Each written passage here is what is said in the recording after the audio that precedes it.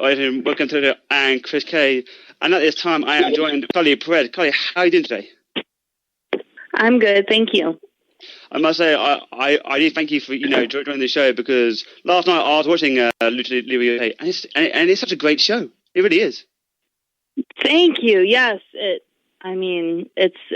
incredible. It's been an amazing experience, and it's refreshing. It's really refreshing and something new, and I'm really, really happy to be a part of it. And I almost feel like our group of people that we have on the show, it's almost like a cast of like misfits, like we've all come from so many different places, whether it was WWE or the independent scene or, TNA, whatever it was, we've all come together, and it's a very, very talented group, and I'm very, very happy to be a part of it.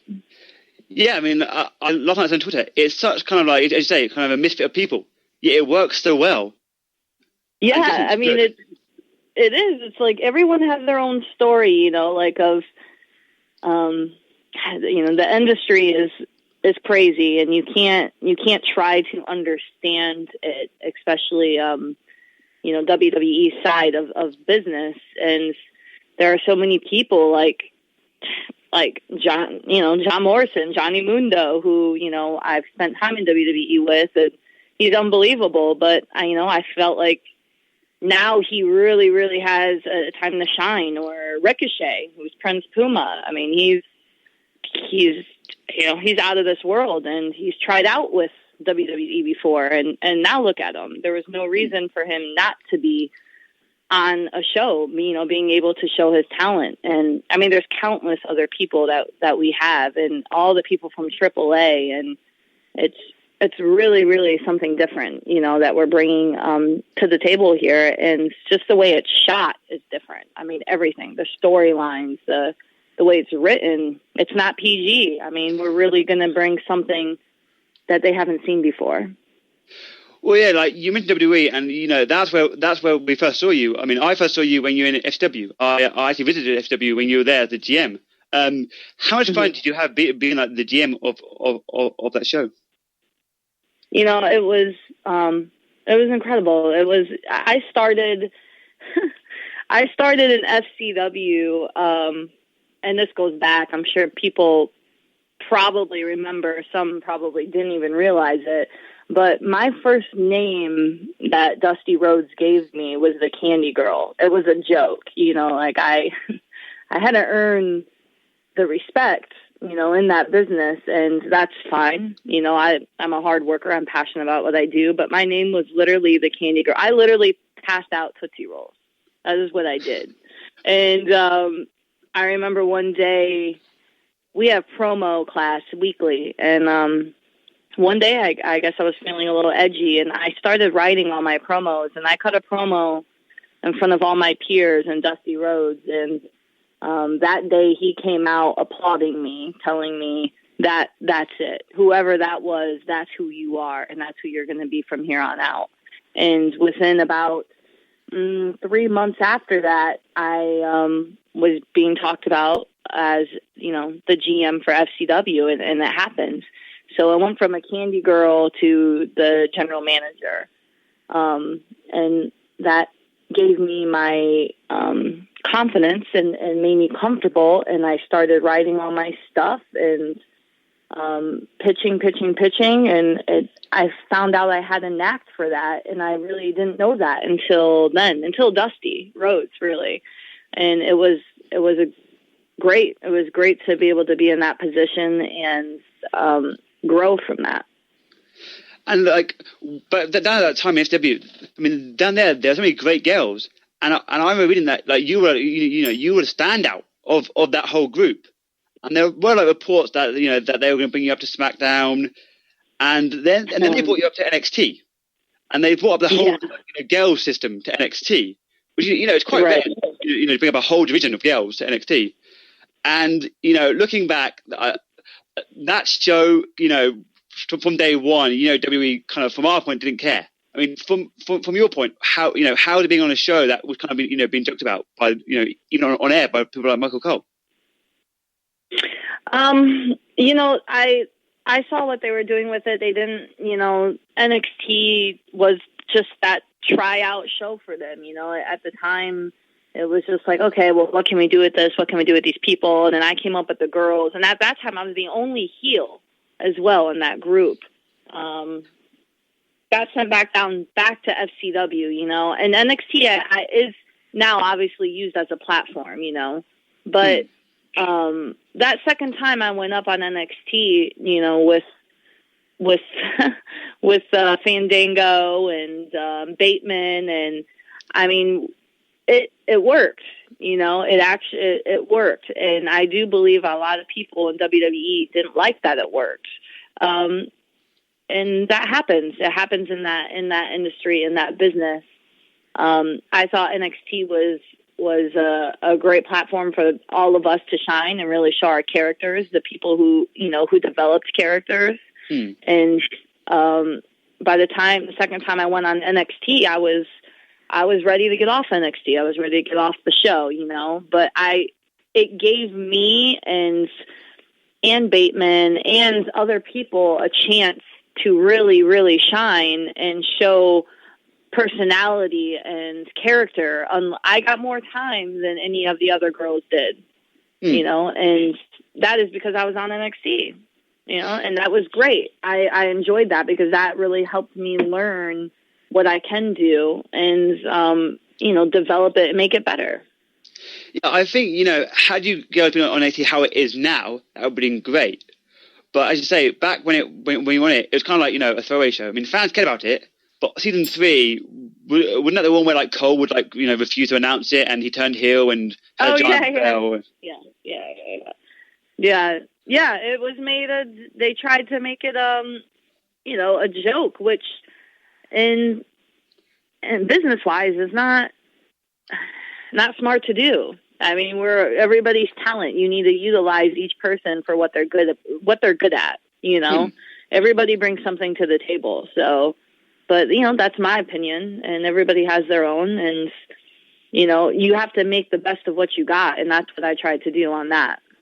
Well, as you mentioned, you went back to NXT on NXT Redemption with Mr. EC3. What was it like working with EC3? Well, at that time, Derek Bateman.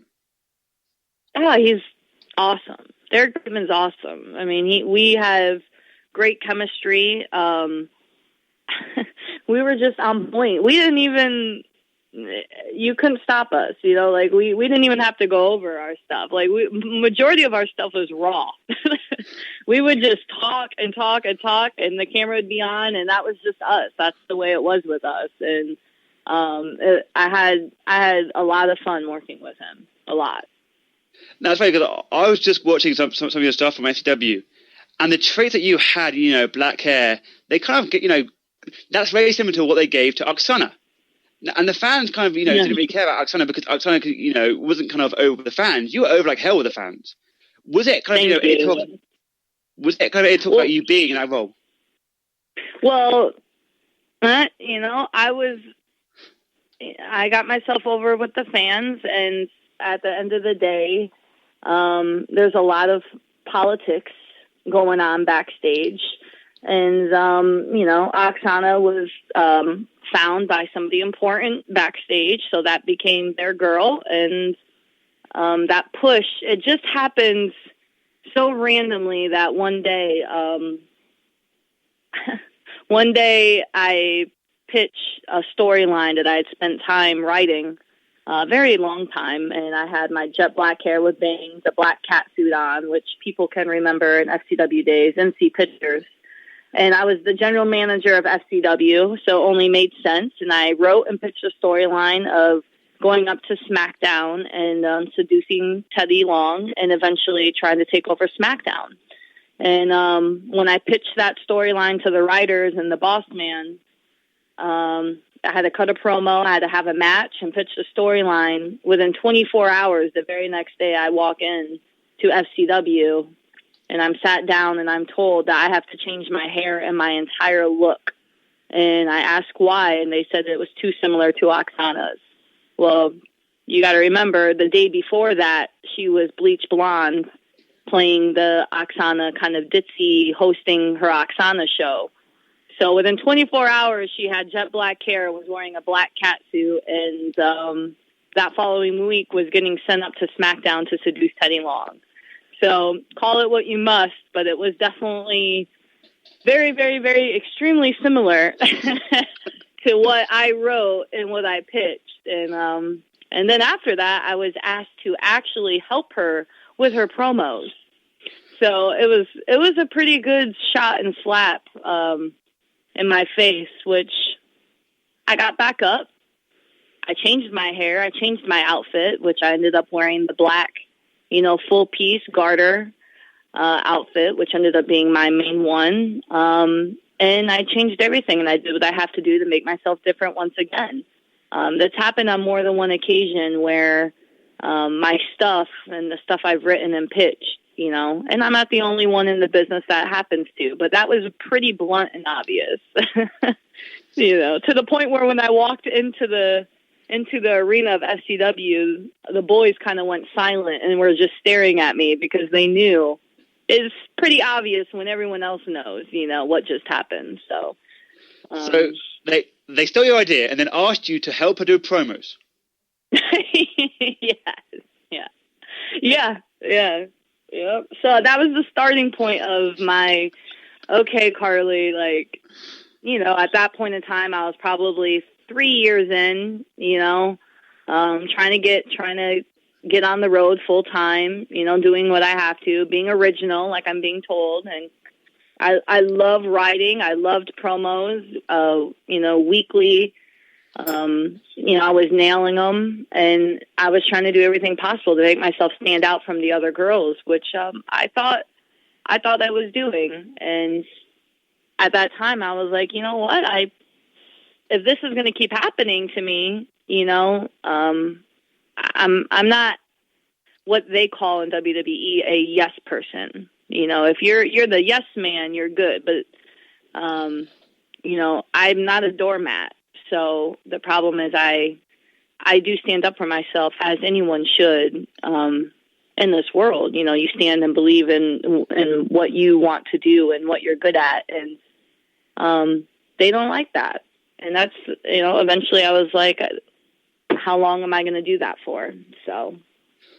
And then, as you say, you were different because how do you put this in in a WWE term? You were too curvy for TV. At one point in time, very closely to when I left the company, I was told that I was too curvy. I was told, and that's a very touchy subject. They can't straight up. It was an interesting conversation, and my comment back was, well, if you guys pay attention to what the world wants these days, what's on the cover of magazines, what's selling, what's out there, are the J-Los, are the Beyoncés, they're not skinny blonde girls. It's women. It's women with bodies and curves and sexuality, and that's what it is. That's what a woman is. So I was told that there's nothing I can do to hide the curves, though. So I didn't know. I don't know really what they wanted me to do with that. This is how they hired me. This is who I am, and this is what you get. I don't know how it goes. It's like, Karlee, you're too hot for TV. Please be less hot. How? I wasn't sure how to take it myself. I wasn't positive. I was like, is this for? Or maybe they're, everything's a test. Everything's a test. They want to test you and see how you react and what you say. But once again, I stood up for myself. There is nothing. I'm a size 0, 120 pounds. I mean, I don't know what I don't know what you want me to do. Wear a coat, so, wear a coat to the ring, a full, body coat. So, nothing can be seen. You got to remember too, I was already the most covered girl on television. I was the only one wearing a full piece at that time. They kind of girls started throwing them on after that, but I was really the only one covered.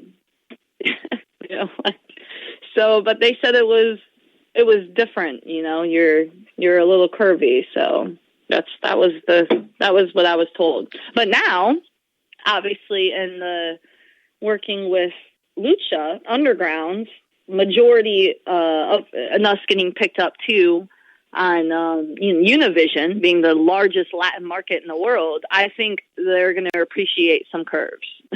Let's hope so.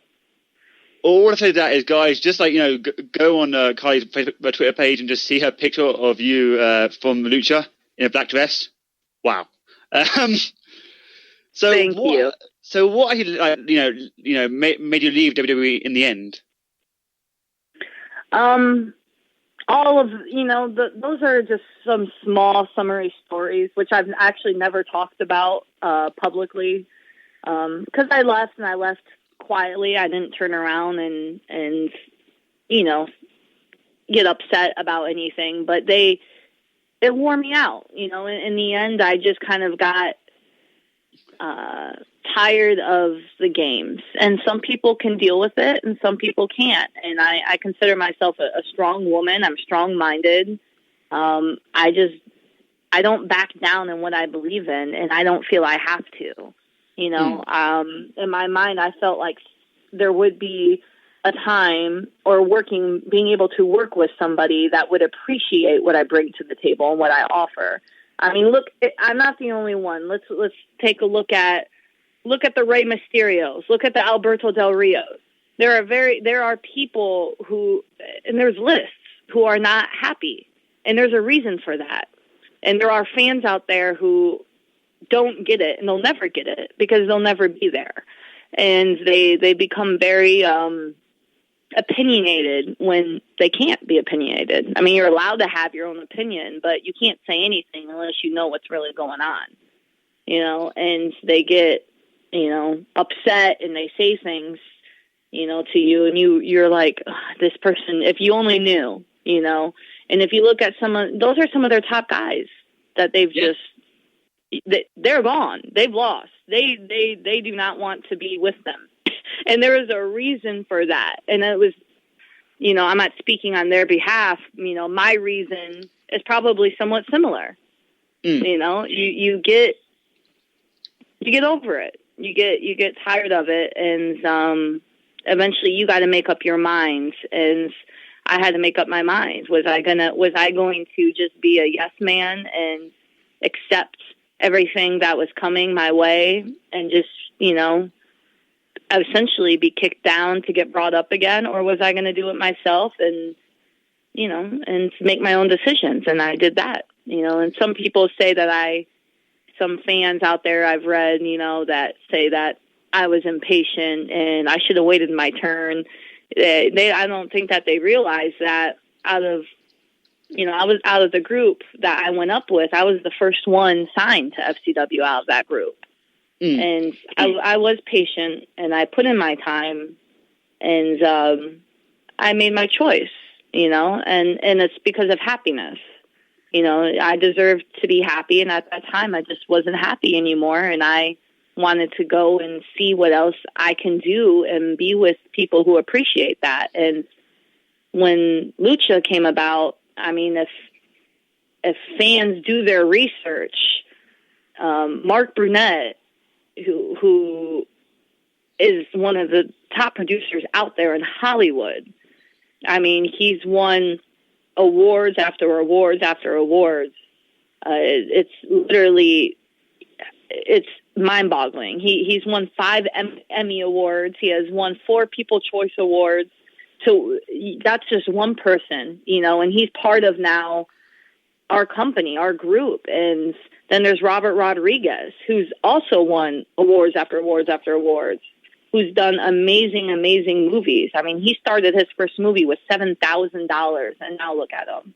I mean, these are people that are extremely, extremely talented and unbelievable, and they appreciate our talent as a group, and they appreciate what we're doing, and that feels so much better than being kicked down, and these are power player guys, and they may not have come straight from the wrestling business, but I'll tell you what, they know entertainment, and there's no denying it, and there's no reason why we can't have wrestling and entertainment combined for something different, you know.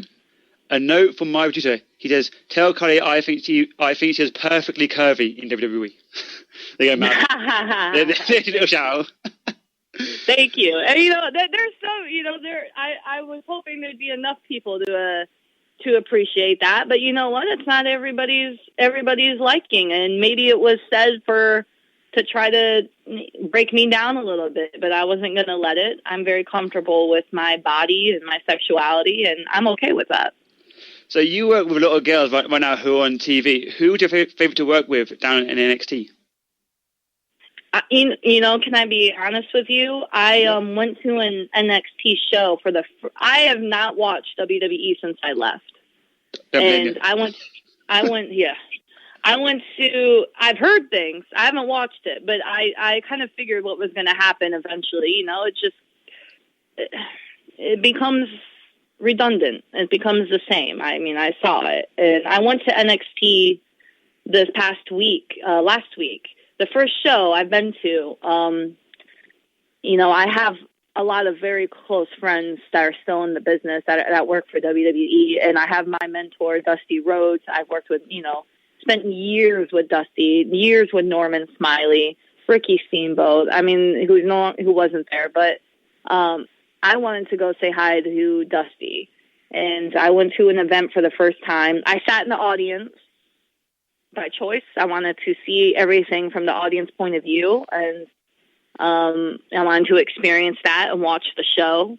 And then I went backstage and got to say hello to everybody. And I saw the girls. I saw the new talent. There's really only maybe 3 people I saw, like the Seth Rollins, the people I came up with, who's doing amazing, by the way.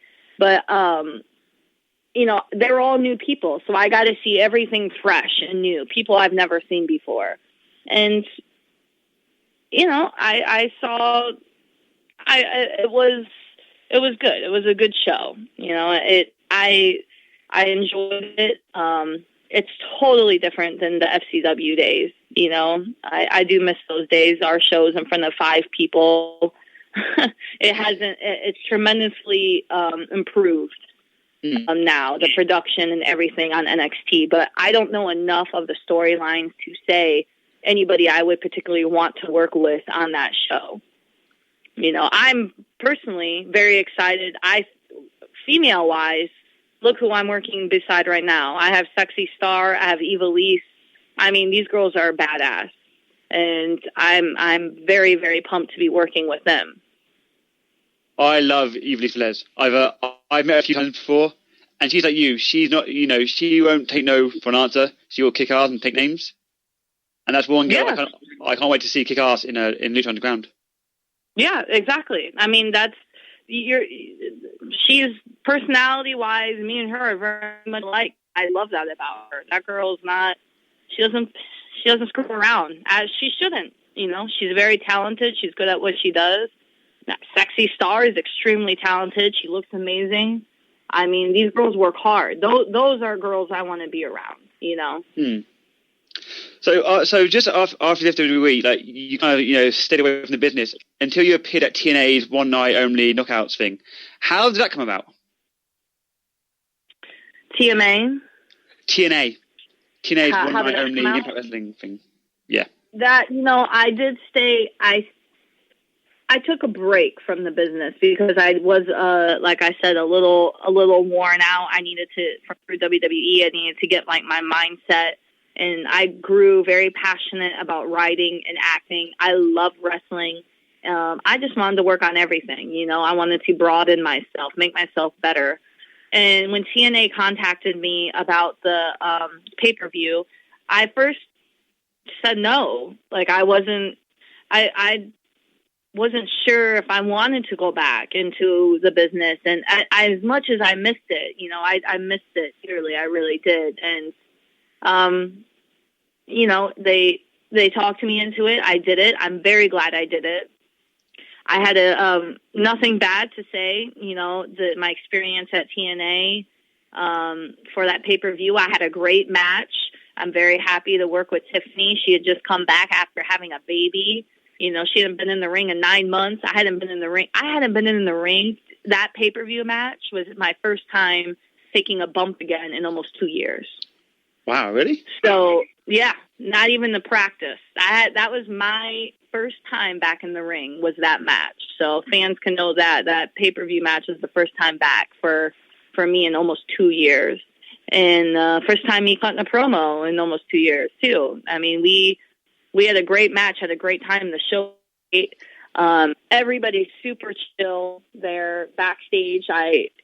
When you're coming from a place like WWE, which there's quite a few people at TNA now who came from WWE, it's so much more chill and different and relaxed, which is the way it should be. You know, they're all super nice. Everybody is very kind. The girls, the guys, respectful. And that's the way it should be. You should feel comfortable in an environment that you're working at and get along with everybody. It shouldn't be walking on knives constantly, you know. That's not the way you should live. So I really enjoyed it. I had a great time. Within that week, I was called about Lucha. So I made my decision, taking that opportunity, and working with the group of people that I work with now. And I'm very happy I did. Well, you kind of, my question was, how did the idea of you working with Lucha come up? How did the idea of WWE come up? No, Lucha. Working with Lucha. Oh, Lucha come up. How the idea of me working for them? Yeah. I got a phone call from Christy Joseph, who is the head writer of Lucha, and Chris worked with me from WWE days when I was on NXT, and he was a fan of mine. And it's great. I'm glad that he was a fan of mine and he enjoyed my work on NXT and my character, and he thought I'd be a perfect fit. And he called me up and asked me if I was interested, and I said, why not? I'm all about taking chances and jumping and trying something new. So for you, I mean, what was it like, different for you? What's the difference between, your time in WWE and your time now in Lucha? I mean, what's the, difference in terms of, backstage, like the roster and whatnot? What's the difference? Yeah. Everything.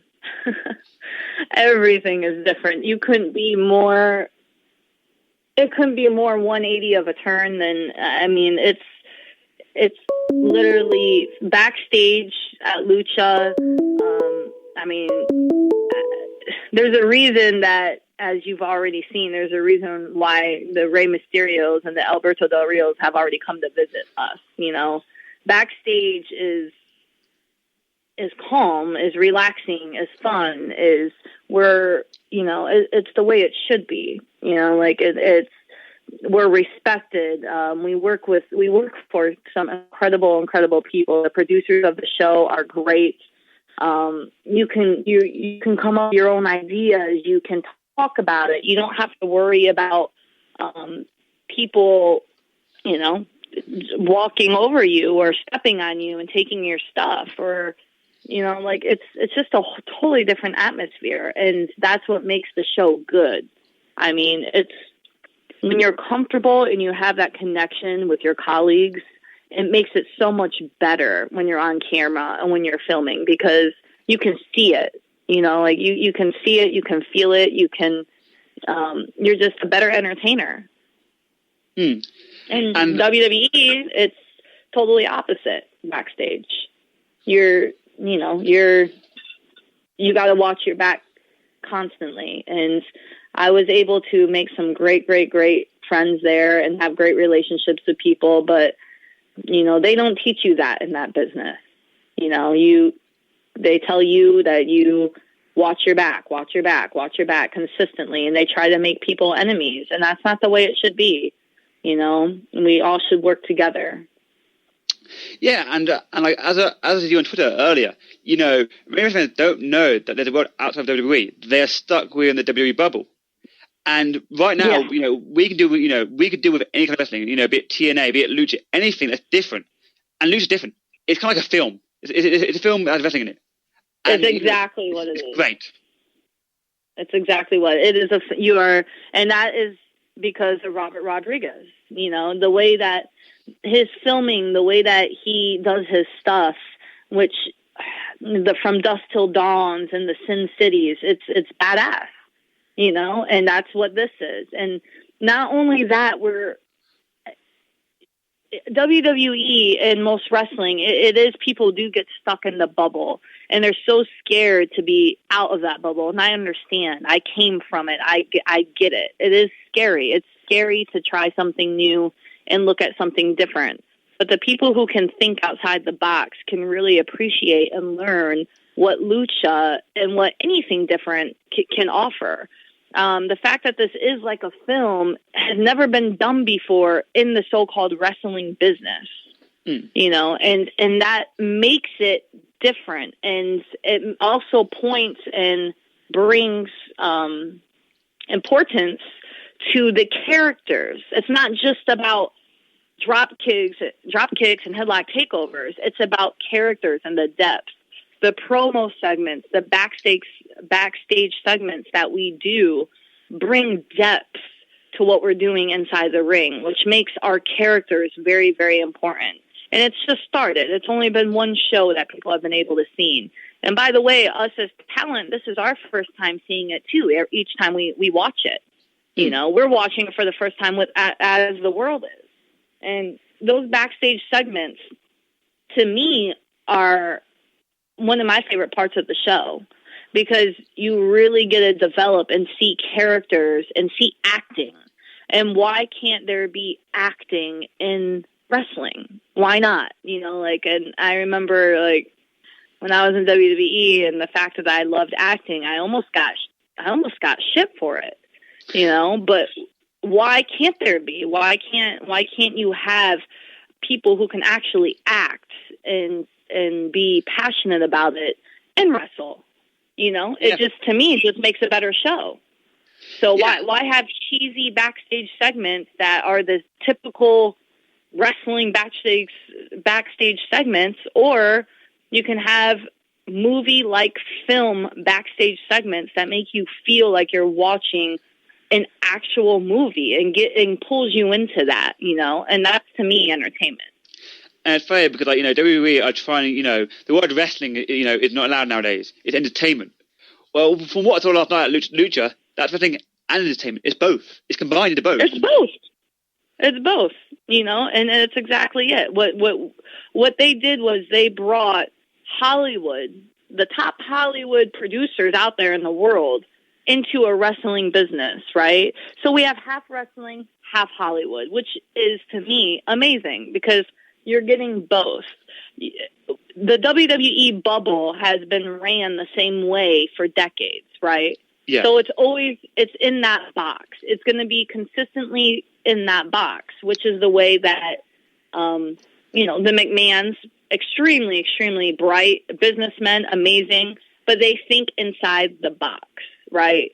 Now you're bringing Mark Brunett's, Robert Rodriguez, people who have experienced life outside of wrestling, who have won Emmy Awards. You're bringing them to the business so they can bring and think and do things differently. And there's nothing wrong with that. It's actually, you know, it's refreshing. It's refreshing to have people that can think outside the box and do new ideas and do new things and mix it with wrestling.